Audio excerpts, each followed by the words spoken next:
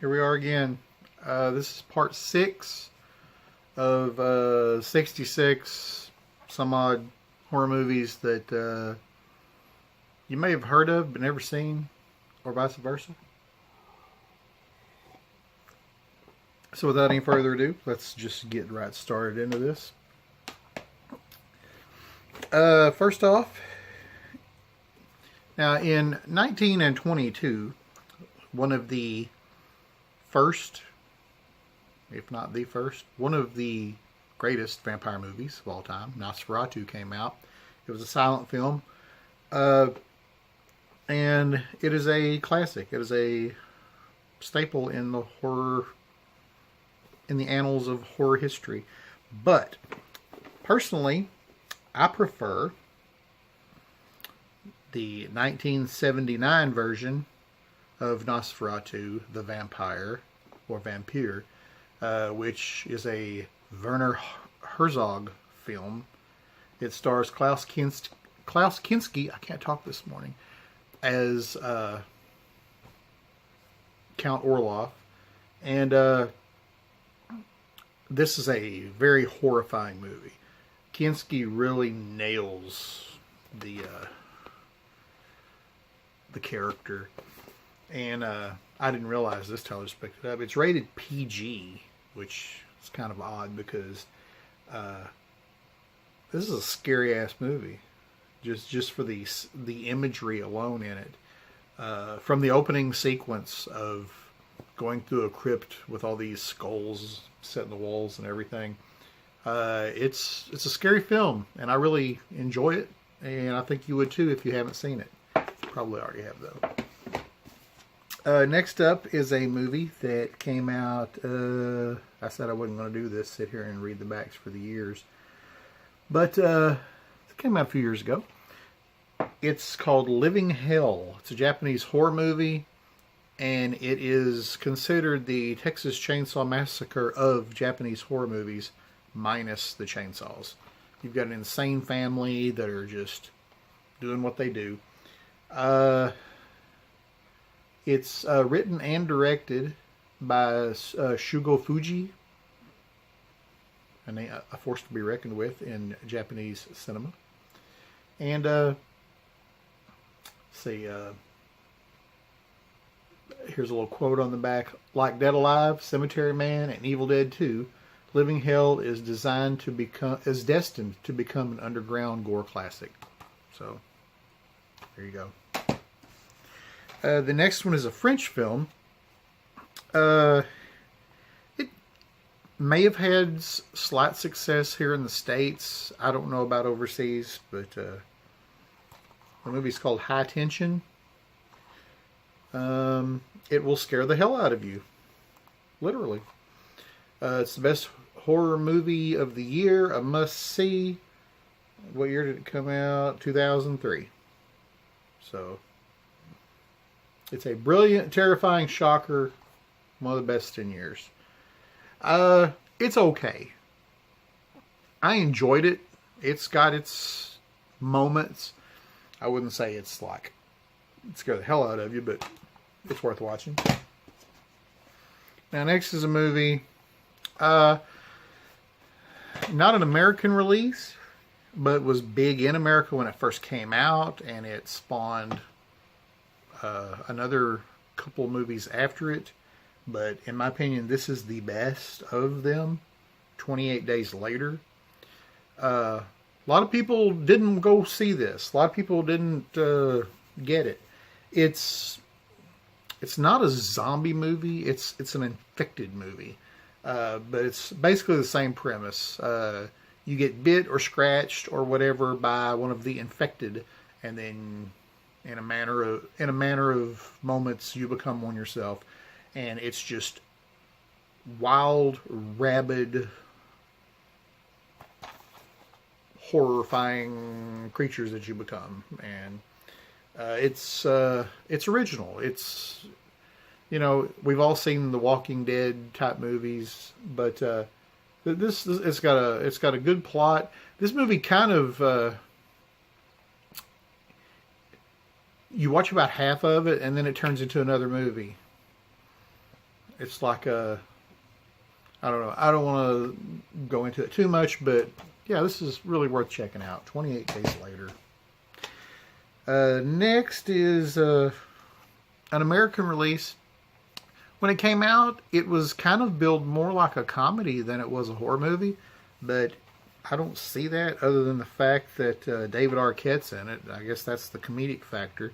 But the movie is Ravenous. It's set in the Old West times or whatever, and it's about some people that are forced to eat one another, and it's a good flick. The tagline for the movie is "You are who you eat," so yeah, I like that one, Ravenous. This one, it's a wickedly fun horror flick, and you've probably already seen it, but if not, definitely check this out. This is another James Gunn classic film, Slither. It has all the people you would expect to be in a James Gunn film. Nathan Fillion is in it. Elizabeth Banks, Greg Henry, Michael Rooker, and it's very enjoyable. I especially like the barn scene with the woman who's eaten so much she can't eat anymore. But could you give me a piece of that possum laying over there on the ground? Slither. It's kind of in the vein of the 80s movie Night of the Creeps, where you've got the aliens that are like the little eel slug things that get into your body and change you. But it's a kind of a different take on it. I like it. Okay. Now, because we're doing kind of offshoot B-rate movies or whatever, this is a part 3. But in its own right, this could have been it kind of is a standalone film that doesn't really have much to do with part 1 and part 2. And that is The Exorcist 3. Not about the girl from the first 2 movies. And it stars George C. Scott. And also Brad Dourif is in it. Brad Dourif did the voice for Chucky from Child's Play and also played Grimer Wormtongue in the Lord of the Rings movies. Brad Dourif is a badass in this movie. He's the possessed one or whatever in this. And it's a really good horror movie in its own right. Just forget it's called The Exorcist. Forget that it's got that franchise attached to it. And as its own film, it's really good. It's really worth watching. Next is a movie that was in theaters for a few weeks over here. And it was kind of a low-budget cult film, I guess. And it's The Strangers, starring Liv Tyler and Scott Speedman, inspired by true events, apparently. And it's unbelievably scary. This is a good movie. Now, this version includes the theatrical version and the uncut, unrated version. I suggest watching the unrated version. Simply put, very simple plot. Some people with masks come into their home and just torture and kill. And I think one of the more disturbing things is the fact that they're killing for no reason. Because at one point, Liv Tyler's character proclaims, "Why are you doing this to us?" And the reply is, "Because you were home." So, very creepy. Could happen. It could happen. Next, I'll do this one. From executive producers Wes Craven, Matt Damon, Ben Affleck, and Chris Moore. The movie is Feast. This is the unrated version. This had several other Feast movies come after it, This is kind of, well, this is the best of them in my opinion. The other ones just kind of went weird, kind of went goofy. But and Henry Rollins is in it. One of the things I dig about this is when you're first meeting the characters in the movie, like they'll stop the screen and it'll put like their name, what they are, and their likelihood of survival before the movie's over. And I think that's kind of fun. And this is one of those Project Greenlight movies that's the reason it's got Matt Damon and Ben Affleck's name attached to it when they were doing that Project Greenlight stuff for IFC. This was a horror movie that was chosen for them to put their funds into to have made, and it's well worth watching. It's a decent movie. So, and for this video, last but not least, I'm going to show this creepy ass movie that my wife hates, and I don't know why. It's one of the best films of the year. So says Ain't It Cool News. The movie is May.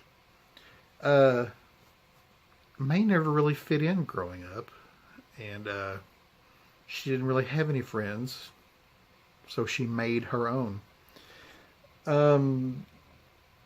I like it.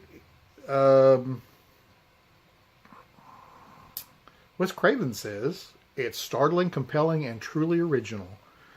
It's got Angela Bettis, Jeremy Sisto, and Anna Faris. Anna Faris of the Scary Movie comedy franchise, but she's not funny in this one. But yeah, it's definitely worth a watch. So, looks like I'm going to have to do one more video to wrap this whole thing up. So, stay tuned for part 7.